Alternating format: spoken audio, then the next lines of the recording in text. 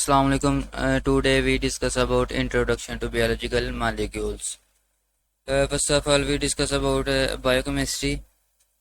Biochemistry का biochemistry दो words पर मुश्तमिल है। पहला बायो, दूसरा केमिस्ट्री। केमिस्ट्री में हम डिफरेंट केमिकल कंपोनेंट और केमिकल प्रोसेसेस को स्टडी करते हैं। कहते हैं ऐसे केमिकल कंपोनेंट और केमिकल प्रोसेसेस जो लिविंग ऑर्गेनिज्म की बॉडी में हो रहे हैं, उसको हम किस में स्टडी करेंगे? बायोकेमिस्ट्री में।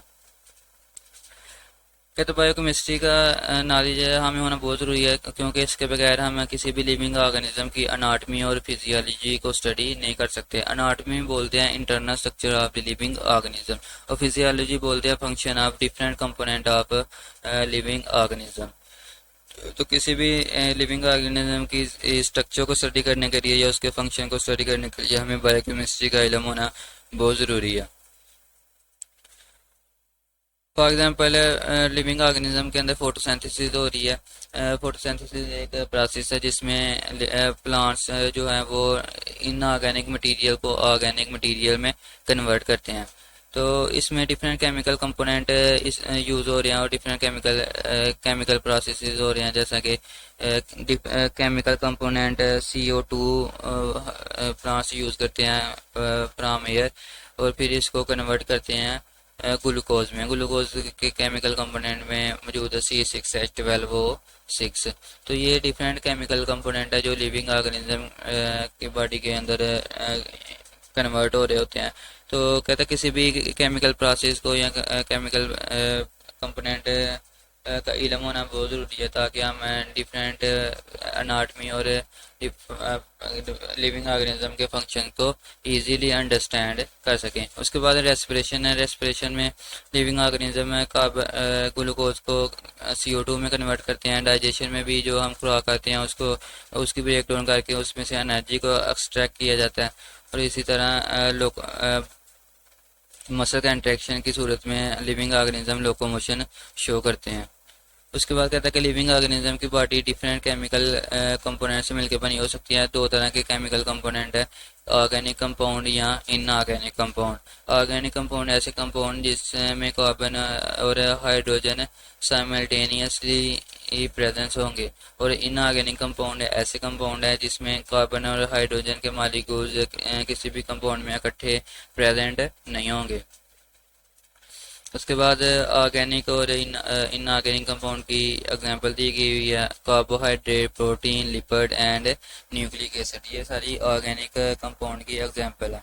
ऑर्गेनिक कंपाउंड किसे बोलते हैं? Such compound in which carbon and hydrogen are present simultaneously, such compound are called organic compound. उसके बाद इनऑर्गेनिक कंपाउंड की एग्जांपल दी हुई है water, carbon dioxide, acid, bases and salt.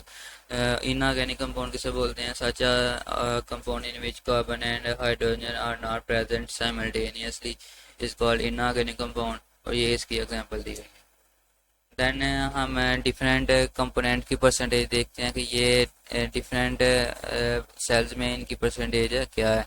मैंने दो सेल को रिप्रेजेंट किया, एक बैक्टीरियल सेल और दूसरा mammalian cell. Bacterial cell prokaryotic cell को रिप्रेजेंट कर रहा है, और ममेलियन सेल यूकैरियोटिक सेल को रिप्रेजेंट कर रहा है। वाटर बैक्टीरियल सेल में और ममेलियन सेल दोनों में 70% पाया जाता है। उसके बाद प्रोटीन है बैक्टीरियल सेल में 15% और ममेलियन सेल में 18%। इसी तरह कार्बोहाइड्रेट बैक्टीरियल सेल में 3% और ममेलियन सेल में 4%। लिपिड बैक्टीरियल सेल में 2% और ममेलियन सेल में 3%। DNA बैक्टीरियल सेल में 1% और ममेलियन सेल में 0.25। RNA बैक्टीरियल सेल में 6% और ममेलियन सेल में 1.1%। ऑर्गेनिक मॉलिक्यूल बैक्टीरियल सेल में 2% और ममेलियन सेल में भी 2%। इसी तरह इनऑर्गेनिक मॉलिक्यूल भी बैक्टीरियल और ममेलियन सेल दोनों में 1% प्रेजेंट होते हैं। तो ये आपसे डिफरेंट MCQ पूछ सकता है कि वाटर की परसेंटेज ममेलियन सेल में कितनी है या बैक्टीरिया सेल में कितनी है। इसी तरह दूसरे कंपोनेंट के नाम लिखकर आपसे परसेंटेज पूछ सकता है, या आपको परसेंटेज बता देगा कि 18% कौन सा कंपोनेंट लिविंग ऑर्गेनिज्म में प्रेजेंट होता है, तो आपने वो कंपोनेंट सेलेक्ट करना है। उसके बाद सर्वाइवल ऑफ एन ऑर्गेनिज्म। कहते किसी भी ऑर्गेनिज्म को सरवाइव करने के लिए इन केमिकल कंपोनेंट को इन्वायरमेंट से हासिल करना बहुत ज़रूरी है. The survival of an organism depend upon its ability to take some chemicals from its environment and use them to make a chemical of its living matter. क्योंकि कहता है कि लिविंग ऑर्गेनिज्म की बॉडी कॉन्स्टेंटली चेंज होती रहती है. इसको change करने के लिए इसे न्यू सेल बनाने पड़ते हैं और न्यू सेल बनाने के लिए इसे डिफरेंट केमिकल कंपोनेंट की ज़रूरत होती है. तो ये डिफरेंट केमिकल कंपोनेंट इन्वायरमेंट से हासिल करता है. कहता है ऐसा लिविंग ऑर्गेनिज्म जो केमिकल्स को इन्वायरमेंट से हासिल कर सकता है वो सर्वाइव करेगा. इसी तरह दूसरा पॉइंट है केमिकल प्रोसेसेस के बारे में या केमिकल एक्टिविटीज़ के बारे में. कहता है life an organism depend upon the ceaseless chemical activities in its cell. This chemical activity is maintained with the high degree of organization. कहते जितने भी केमिकल प्रोसेस हो रहे हैं लिविंग ऑर्गेनिज्म की बॉडी में वो हाईली ऑर्गेनाइज्ड है.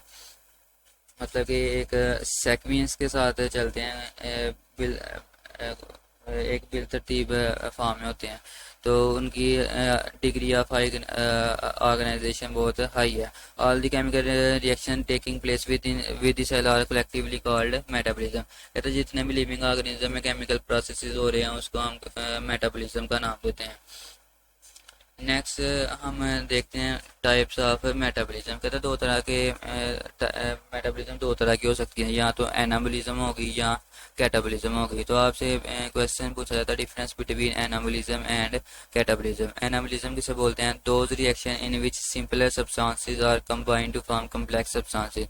कहते हैं ऐसे रिएक्शन जिसमें छोटे मालिक्यूल मिलकर एक लार्ज मालिक्यूल बना देते हैं उसको हम एनाबॉलिज्म बोलते हैं. और कैटाबॉलिज्म ऐसे रिएक्शन जिसमें छोटे मालिक्यूल ऐसे मालिक्यूल जिसमें बड़े मालिक्यूल ब्रेक डाउन करके छोटे मालिक्यूल बनाते हैं उसको हम बोलते हैं कैटाबॉलिज्म.